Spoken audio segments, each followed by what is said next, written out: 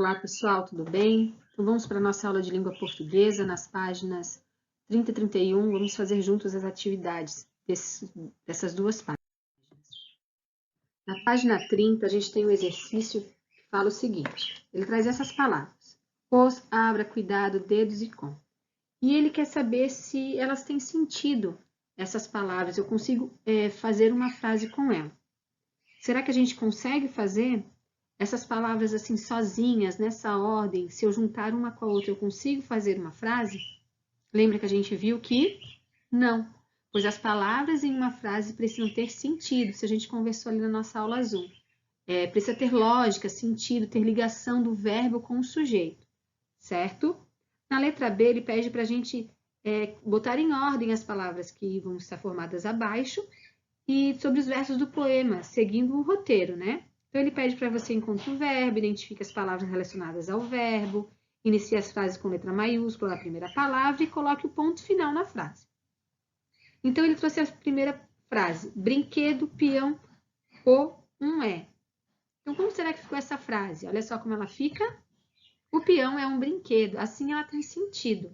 A próxima frase, eram feitos carrinhos à lata da partir usada.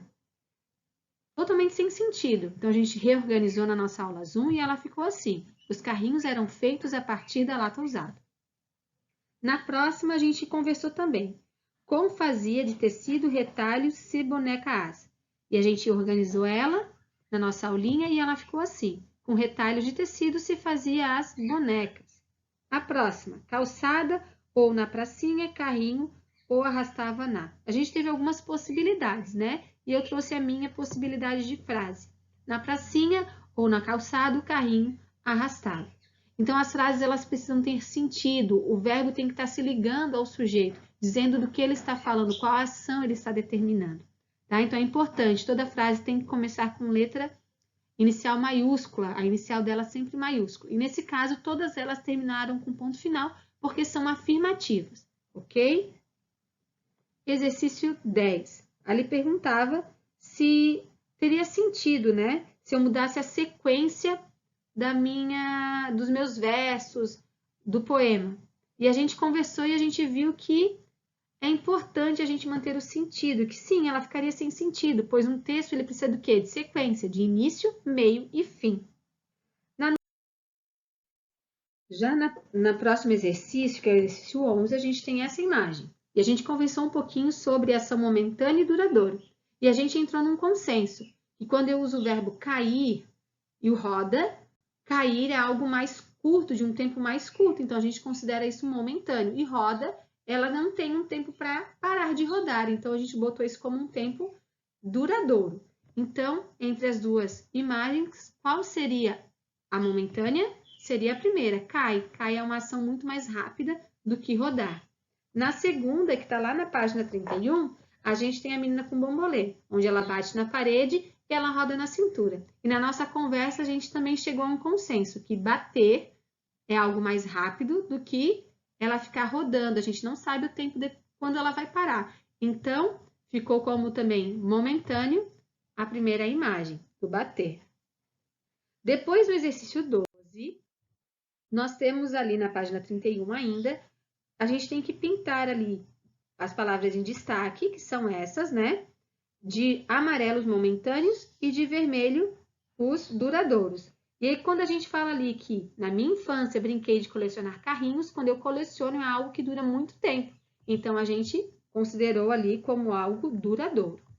Na próxima, no pátio da escola, eu quebrei a perna de pau. É algo que quebra e tem conserto imediato, né? Então, a gente concordou, então, que ela é uma frase de sentido momentâneo, que dura um pouco tempo isso.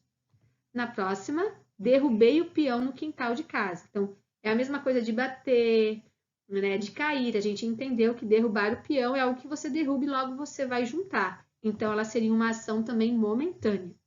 Na letra D, a criança brinca com brinquedos populares. Então, se ela brinca, ela não tem o tempo para parar de brincar, ela vai brincar enquanto ela tiver tempo. Então, a gente concordou que isso aqui seria uma frase duradoura.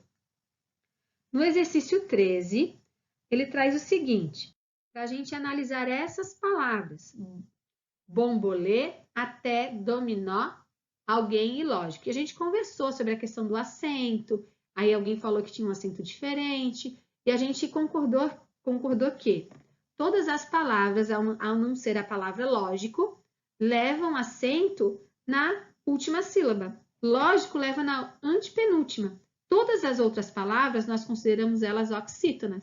Então, nós devemos circular nesse exercício a palavra lógico. Depois ele pergunta por que essa palavra não faz parte do grupo. E a gente chegou nesse consenso, porque a sílaba tônica da palavra lógico é a antepenúltima. De todas as outras que levam no final, ela é a única que leva na antepenúltima. Depois pergunta assim na letra B, por que as outras palavras são acentuadas? E a prof explicou, elas são oxítonas. Elas levam acento na última sílaba. Então, a gente escreveu o seguinte, essas palavras são chamadas de oxítonas, pois apresentam a última sílaba tônica. A última sílaba dela é a sílaba mais forte. Elas são acentuadas porque elas têm essas terminações, tá? E, o e em, certo?